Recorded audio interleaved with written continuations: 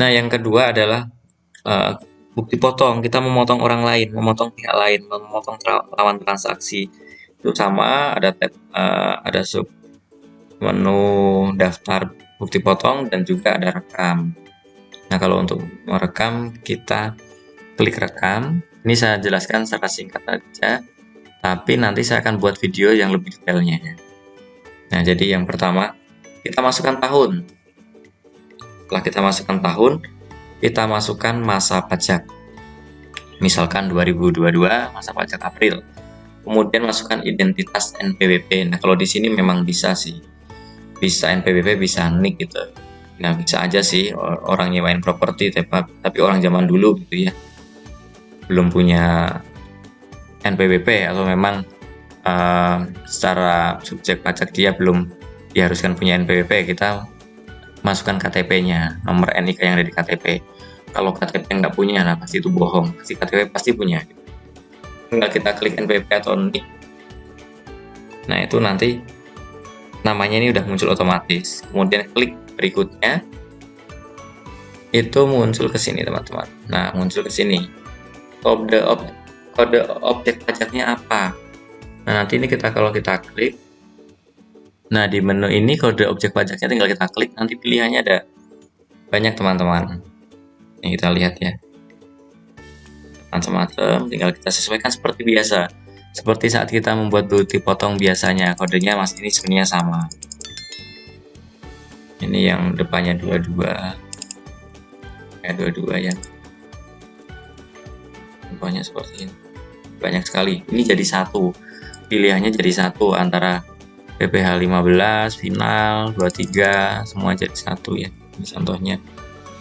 Yang depannya 23 ini PPh 22. Nanti kalau yang PPh-nya depannya 24, ini malah PPh 23. Jadi enggak teman-teman masukkan misalkan apa ya, mau bikin PPh 23 jasa teknik ya teman-teman, tinggal klik yang ini. Atau teman-teman mau buat PPh sewa bangunan, berarti teman-teman cari di bawah yang seperti biasa, kodenya itu 28. Nah, PPh 23 banyak sekali. Nah, ini contohnya mau sewa tanah atau bangunan ya, tinggal klik aja di sini. Contohnya ini tanpa fasilitas gitu ya. Nah, ini yang tadi saya sebutkan di awal, ada beberapa yang sebenarnya kita tidak motong secara rupiah tapi tetap harus membuat dipotong.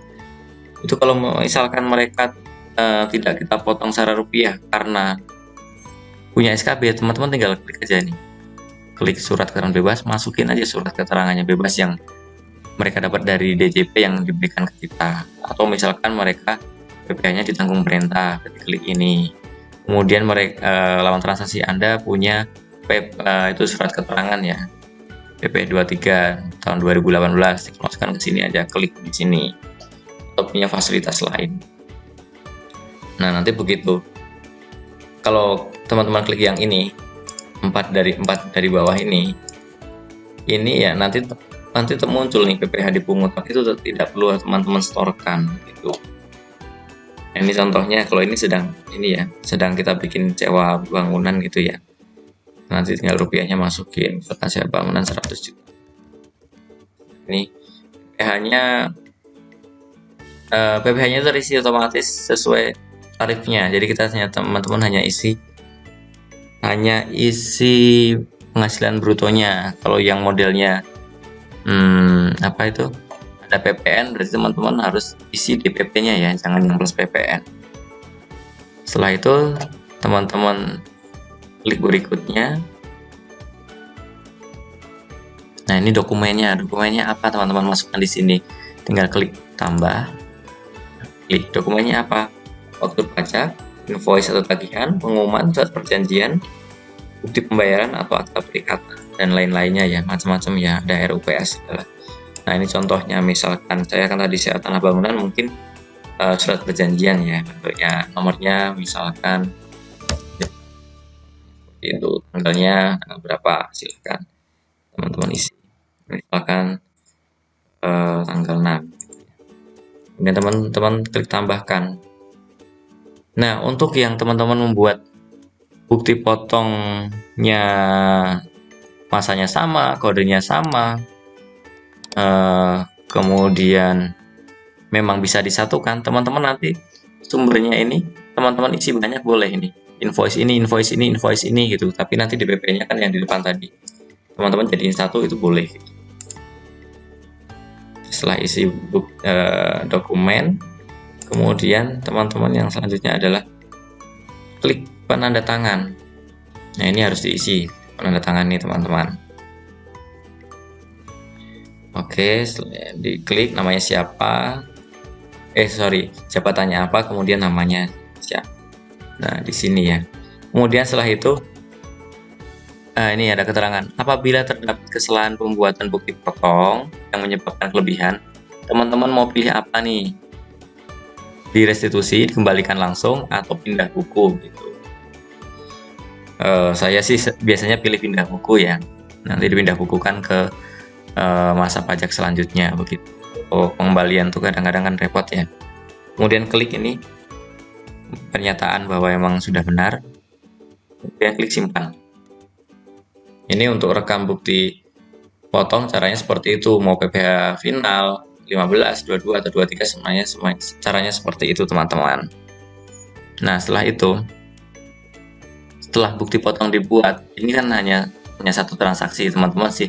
Mungkin realnya nanti berkali-kali inputnya. Setelah semua diinput, jadi setelah semua diinput bukan satu. Nah, teman-teman lanjut ke alur proses. Sebentar, ini daftar bukti potongnya ya. Daftar potongnya seperti ini nih. Tinggal teman-teman masukkan periode, kemudian masukkan kata kuncinya, klik cari, itu akan muncul muncul listnya siapa aja yang teman-teman sudah buatkan bukti potong. Kemudian nanti di sini ada aksi ini. Di aksi ini teman-teman, yang pertama itu yang gambar mata itu untuk lihat. Jadi yang klik ini nanti muncul PDF bukti potongnya gitu. Kemudian ada yang sebelahnya itu tombol ubah. Kalau klik ini berarti teman-teman akan mengedit bukti potong. Kemudian gambar tempat sampah ini seperti biasa. Ini untuk menghapus bukti potong. Jadi bukti potong yang teman-teman sudah buat itu bisa teman-teman hapus. Kemudian ada tombol aksi kirim. Nah, ini bukti potongnya dikirim ke lawan transaksi atau dikirim ke email teman-teman sendiri untuk arsip, itu juga bisa. Atau bisa juga kalau mau arsip sih dari sini ya. Dari klik lihat kemudian klik download, ini tanda panah ke bawah ada garisnya ya. Di bawah itu untuk download. Nah, ini kalau teman-teman selanjutnya ini yang PPh non resident. Untuk ekspatriat caranya sebenarnya sama teman-teman. Intinya ada menu daftar bukti potong dan juga rekam. Nah, perekamannya sama, muncul menu seperti ini, ada masukkan tahun, kemudian pilih masa pajak, kemudian masukkan nomor TIN-nya, kemudian namanya, alamat, tanggal lahir, nomor paspornya. Nah, ini data-data ini harus teman-teman wajib dapat nih dari ekspatriatnya ya. Kemudian negaranya, tanggal lahir, nomor kitas atau kitabnya, teman-teman harus dapatkan ya, harus dapat. Kemudian klik berikutnya. Ini untuk identitas di sini. Setelah itu, nah nanti teman-teman ke pajak penghasilan yang dipotong, masukkan kodenya, kemudian klik tanpa fasilitas kalau memang harus dipotong. Ekspatriatnya itu nggak punya fasilitas apapun gitu ya. Tapi kalau teman-teman ekspatriatnya itu punya SKD BPLN, berarti teman-teman harus klik kemudian masukin nomornya. Kalau ternyata ditanggung pemerintah, itu sama klik yang ditanggung pemerintah, atau punya fasilitas lain yang diatur di Undang-Undang Perpajakan, klik yang ini. Kemudian masukkan rupiahnya. Setelah teman-teman masukkan rupiahnya, nanti ini yang di bawah ini semuanya otomatis terisi. Dengan ini sebenarnya nyambung ke kode pajak yang sudah ini kita pilih, ini nanti semuanya terisi. Kemudian termasuk ini kalau kita pilih yang apa ini, ada fasilitas ini berarti nanti otomatis terisi 0 gitu, tapi kalau tanpa fasilitas nanti terisi otomatis sesuai tarifnya. Kemudian klik berikutnya. Selanjutnya adalah dokumennya. Dokumennya apa? Nah, itu pertama klik tambah. Setelah klik tambah, klik berikutnya. Nah, nanti maaf.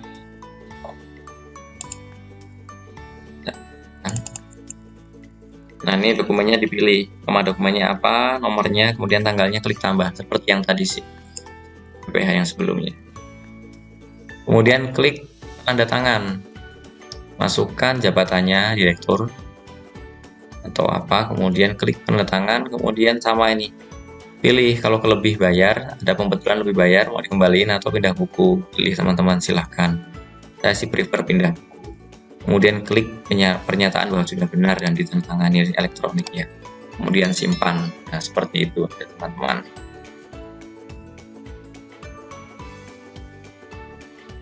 Nah, setelah semua bukti potong di-input, selanjutnya adalah lakukan proses posting.